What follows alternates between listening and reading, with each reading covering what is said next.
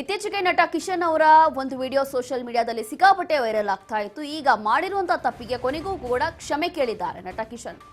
ನವಿಲುಗರಿ ಉಡುಪು ಧರಿಸಿ ಕಿಶನ್ ಹಾಗೂ ನಿವೇದಿತಾ ಡ್ಯಾನ್ಸ್ ಮಾಡಿದ್ರು. ಈ ರೀಲ್ಸ್ ಸಿಕ್ಕಾಪಟ್ಟೆ ವೈರಲ್ ಆಗಿತ್ತು. ಈಗ ನವಿಲುಗರಿ ಉಡುಪು ಧರಿಸೋದು ಕಾನೂನು ವಿರುದ್ಧ ಅನ್ನೋದು ನನಗೆ ಈಗ ಗೊತ್ತಾಗಿದೆ ಅಂತ ಕ್ಷಮೆ ಕೇಳಿದ್ದಾರೆ. ಮಕ್ಕಳು ಫ್ಯಾನ್ಸಿ ಡ್ರೆಸ್ ಅಂಗಡಿಗಳಲ್ಲೂ ಕೂಡ ನವಿಲುಗರಿಯನ್ನ ಹಾಕ್ತಾರೆ, ಅದು ಸಿಗುತ್ತೆ. ಆದರೆ ನಮಗೆ ಈಗ ಕಾನೂನಿನ ಅರಿವಾಗಿದೆ ಅಂತ ಹೇಳಿ ಕಿಶನ್ ಹೇಳಿಕೆ ಕೊಟ್ಟಿದ್ದಾರೆ. ನಮಗೆ ನಿನ್ನೆ ಅರಣ್ಯ ಇಲಾಖೆಯಿಂದ ನೋಟಿಸ್ ಬಂದಿತ್ತು. ನಾವು ಮಾಡಿರುವಂತಹ ತಪ್ಪನ್ನ ಯಾರೂ ಕೂಡ ಮಾಡಬೇಡಿ, ದಯವಿಟ್ಟು ಕ್ಷಮೆ ಇರಲಿ ಅಂತ ಹೇಳಿ ವಿಡಿಯೋ ಪೋಸ್ಟ್ ಮಾಡಿದ್ದಾರೆ.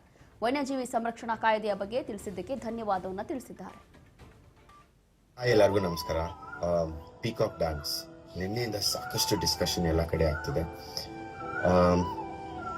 ನಾನು ಚಿಕ್ಕ ವಯಸ್ಸಿಂದ ಆಕ್ಚುಲಿ ಫ್ಯಾನ್ಸಿ ಡ್ರೆಸ್ಗಳಲ್ಲಿ ನೋಡಿದ್ದೀನಿ, ಅಥವಾ ಕೃಷ್ಣ ಜನ್ಮಾಷ್ಟಮಿ ದಿವಸ ಎಲ್ಲ ಕಡೆ ನೋಡಿದ್ದೀನಿ, ಅಥವಾ ದರ್ಗದಲ್ಲಿ ಆಶೀರ್ವಾದ ಯೂಸ್ ಮಾಡೋಕ್ಕಾಗ್ತಾರೆ, ಅಥವಾ ಈ ಅಂಗಡಿಗಳಲ್ಲಿ ಧೂಪ ತೊಗೊಂಬಂದಾಗ ಅವ್ರ ಕೈಯಲ್ಲಿ ಕೂಡ ಇಟ್ಕೊಂಡಿರ್ತಾರೆ. So I have basically seen it all around me. So ನಿಮ್ಮಂಗೆ ನಾನು ಈ ಕಾನ್ಸೆಪ್ಟ್ನ ಯೋಚನೆ ಮಾಡಿದಾಗ I was like, let's rent it. Because ನೀವು ಇವಾಗ ನಿಮ್ಮ ಮನೇಲಿ ಯಾರಾದ್ರು ಮಕ್ಳಿದ್ರೆ ಅಥವಾ ಎಲ್ಲೇ ಇದ್ರು ನೀವು ಆ್ಯಕ್ಚುಲಿ ಅದನ್ನ ರೆಂಟ್ ಮಾಡ್ತೀರಾ. ಸೊ ನಾವು ಅದನ್ನ ಫಸ್ಟ್ ಮಾಡಿದ್ದೆ ಅದು, we went to a rental place and ask them that ಇದನ್ನ ಈ ಕೊಲಾಬ್ರೇಷನ್ಗೆ ಕೊಡ್ತೀರಾ. ಬಿಕಾಸ್ ನಾವು ಯಾವುದನ್ನು ಪರ್ಸ್ನಲ್ ಆಗಿ ತೊಗೊಂಬರಲ್ಲ. It is always a collaboration with a lot of teams. One team ಅಲ್ಲ, ಪೇಂಟ್ ಟೀಮ್ ಇರ್ಬೋದು, ಅಥವಾ ಫೆದರ್ಸ್ ಟೀಮ್ ಇರ್ಬೋದು, ಅಥವಾ ಶೂಟಿಂಗ್ ಟೀಮ್ ಇರ್ಬೋದು, ಅಥವಾ ಲೊಕೇಶನ್ ಟೀಮ್ ಇರ್ಬೋದು, ಜ್ಯುವೆಲ್ರಿ ಟೀಮ್ ಇರ್ಬೋದು. ಸಾಕಷ್ಟು ಟೀಮ್ಸ್ ಜೊತೆಗೆ ಸೇರಿ ಮಾಡುವಂಥ ವಿಡಿಯೋಸ್ ಇದು.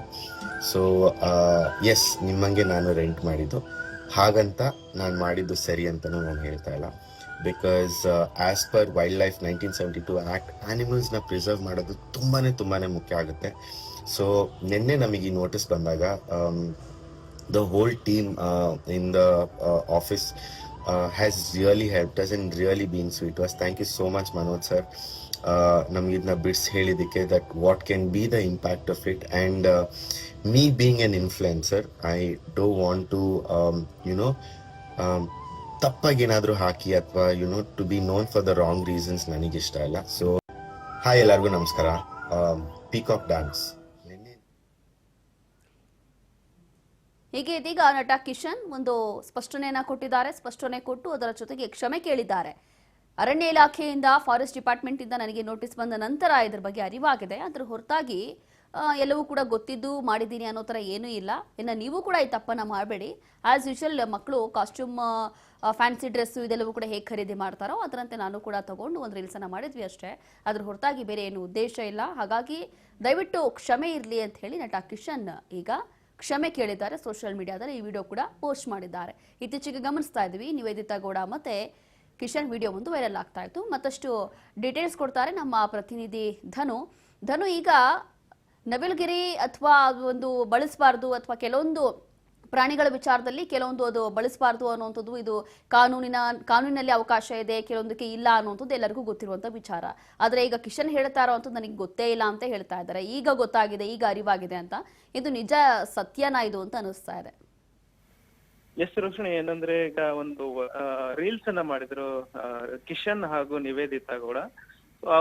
ರೀಲ್ಸ್ ವೈರಲ್ ಆದಂತ ಸಂದರ್ಭದಲ್ಲಿ ಸಾಮಾಜಿಕ ಕಾರ್ಯಕರ್ತರು ಒಂದಿಷ್ಟು ಕ್ರಮ ತೆಗೆದುಕೊಳ್ಬೇಕು, ಇದು ವನ್ಯಜೀವಿ ಸಂರಕ್ಷಣಾ ಇದಕ್ಕೆ ಏನಂದ್ರೆ ದೂರನ್ನ ನೀಡಿದ್ರು, ಮನವಿಯನ್ನ ಸಲ್ಲಿಸಿದ್ರು. ಈ ರೀತಿ ಇದು ನಿಜವಾದ ನವಿಲುಗರಿನ ಅಥವಾ ಏನು ಯಾವ ರೀತಿಯಾದಂತಹ ಇದನ್ನ ಬಳಸಿದ್ದಾರೆ, ಕಾಸ್ಟ್ಯೂಮ್ ಇತ್ತಲ್ಲ ಅದು ನವಿಲೆ ಅನ್ನೋ ಒಂದು ಸಾಂಗಿಗೆ ಬಳಸಿದಂತಹ ಒಂದಿಷ್ಟು ಆ ನವಿಲುಗರಿಯ ಆ ಒಂದು ವಿವಾದ ಉಂಟಾಗಿತ್ತು. ಅಂದ್ರೆ ಮತ್ತೆ ಸಾಮಾಜಿಕ ಜಾಲತಾಣದಲ್ಲಿ ವೈರಲ್ ಆದಂತ ಸಂದರ್ಭದಲ್ಲಿ ಸಾಮಾಜಿಕ ಕಾರ್ಯಕರ್ತರು ಇದರ ವಿರುದ್ಧ ಹರಿಹಾಯ್ದಿದ್ರು. ಮತ್ತೆ ಜೊತೆಗೆ ಇದಕ್ಕೆ ಕ್ರಮ ಜರುಗಿಸ್ಬೇಕು ಅಂತ ಅರಣ್ಯ ಇಲಾಖೆಗೆ ಕ್ರಮಕ್ಕೆ ಮುಂದಾಗಿ ಒಂದು ಅರ್ಜಿಯನ್ನ, ಅಂದ್ರೆ ಒಂದು ದೂರನ್ನ ಕೂಡ ನೀಡಿದ್ರು.